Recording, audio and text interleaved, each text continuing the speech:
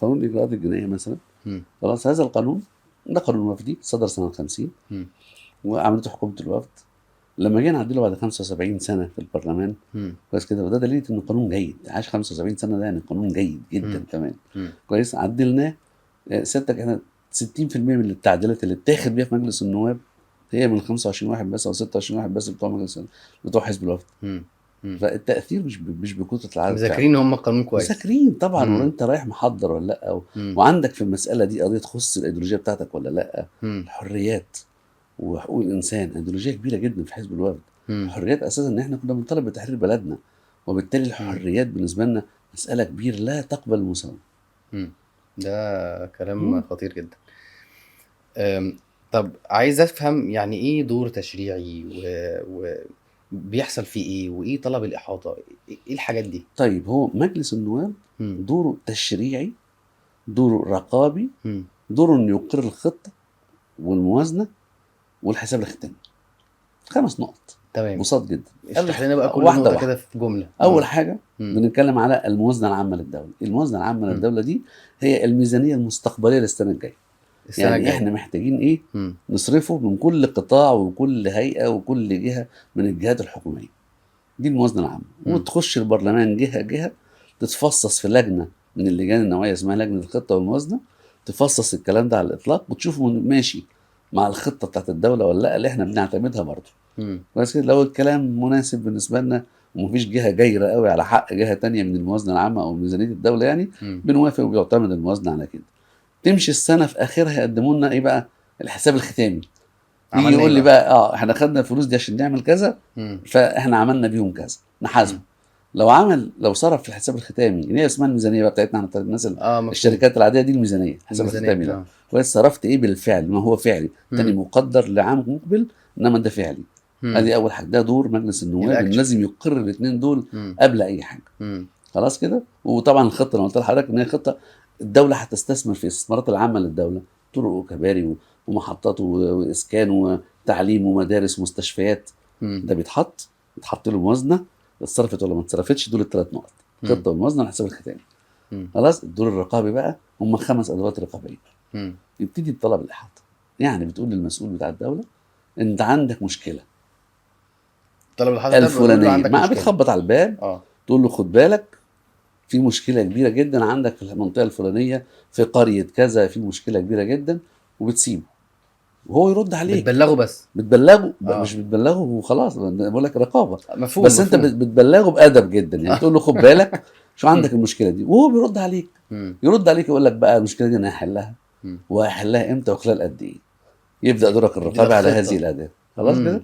في حاجه اقوى شويه احنا بنسميها اللي هو السؤال. تبعت له سؤال. تبعت له سؤال. السؤال لازم يرد عليه الوزير او المحافظ او المسؤول كتابة بتفصيل دقيق ممل عن اللي مكتوب في السؤال. حلو جدا. يعني لو بعت لوزير الزراعة مثلا، انا في مرة قلت له انا عايز اعرف ايه خطتك عشان الاسمدة اللي بتغلى السنة الجاية مع ارتفاع الدولار مثلا. بعت لي كتالوج كده واناقشه فيه بقى. طب الحاجات دي متاحة اونلاين؟ يعني انا اقدر افتح انترنت الاقي حاجة زي دي اقراها؟ طبعا في طبعا. انا بقول لك الانترنت هو اللي بلاعنا مش احنا اللي بلاعينه. يعني هو اللي موجهنا وهو اللي ماشيين. طب الحاجات دي موجوده فين؟ يعني الدوله هي اللي بتتيحها للناس اونلاين؟ طبعا. ده في قانون اسمه قانون تحت المعلومات. ده قانون ده فرض على الحكومه انها تبقى تتيح المعلومات. يعني اي حد عايز على الانترنت يعمل سيرش على عندك مركز اعداد الوزراء وعندك مجلس النواب نفسه الويب سايت موجود، تقدر تخش تروح تشوف الطلبات اللي متقدمه النهارده، وعندك الصحافه بتتناول كل ما يقدم وتوزعه في كل حته يعني. لا حريه. طب وده بيطلع على السوشيال ميديا برضه يعني سواء كان بقى الحزب او النائب بيقولوا والحزب بتاعه بيقولوا والمجلس بيقولوا والمسؤول لما بيرد بيقولوا والصحافه بتنشر ان في فلان الفلاني بعت كذا وكذا وهكذا. دي حاجه جميله جدا. دي حاجه جميله جدا. يعني انا مش كل الناس عندها وعي او عارفه فكره. مش كل الناس مهمومه بالسياسه زي ما اتفقنا. هو مش سياسه بس، يعني حضرتك بتتكلم فيه ده اصل الزراعه ده حياتنا ده اكل وشرب. هو بقى ده اللي احنا بقالنا 100 سنه بنحاول نوصله. ان السياسه ما هيش ناس مشتغله بالسياسه. السياسه هي اداره شؤوننا كلنا. السياسه هي فن الممكن زي ما احنا بنقول. يعني ازاي تقدر توصل للممكن، ازاي تقدر توصل له الممكن ده. يعني تحقيق اشكاليه عندك حتى لو الميه بتقطع دي مشكله.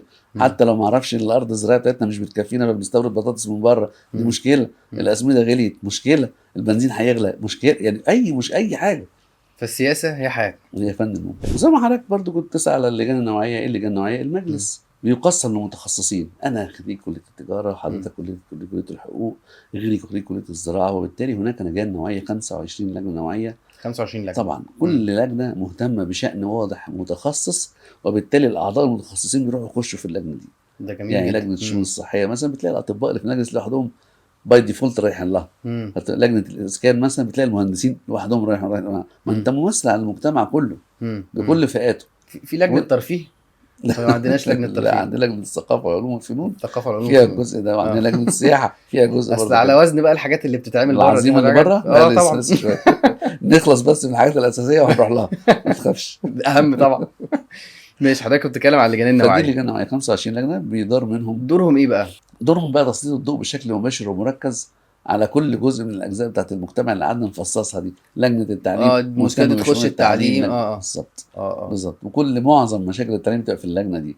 اي حد من الساده النواب في اللجان الاخرى له حريه الانضمام لاي لجنه في اي وقت وفي اي موضوع وفي اي لحظه، ويخش يناقش ويتكلم، ولكن ما بيصوتش بس. لما يكون في فوتنج ما بيصوتش، ملوش صوت. العضو اللجنه بس هو اللي بيصوت. طبعا اكيد، عشان في تنظيم بس العمليه. طبعا مفهوم.